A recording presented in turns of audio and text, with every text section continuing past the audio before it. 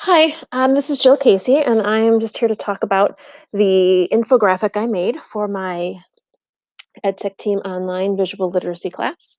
So I created this infographic for my BC Calc students. They are learning one of the hardest topics that we learn all year, and it's about series convergence. And they have to determine when they see a series if it's how it converges or if it converges, and in order to determine that, they have 10 different tests that they can take.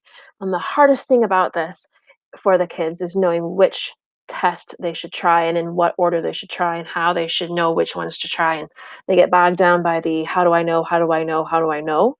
So I decided that I would make this infographic to help them so they would understand the steps to take.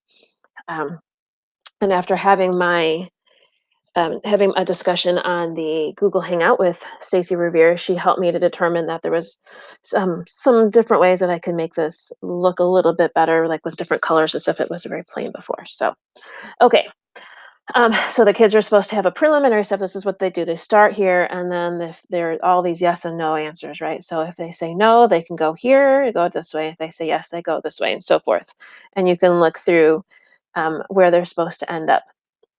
But I did add a couple of extra things to it that I thought might help the kids also, which any plain old handout wouldn't help them do, which is links to some, like this one's a link to a video that they could watch if they're not sure how to do the problem. Okay, so they can go watch a video on it. So each of these little pieces are links to the videos on how to do these tests.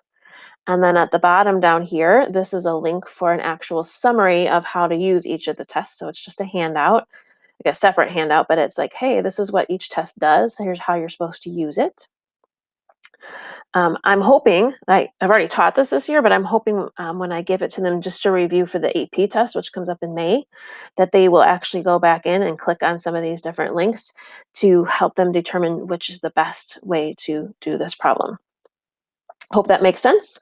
I'm pretty excited about using it with my kids, so we'll see how it goes.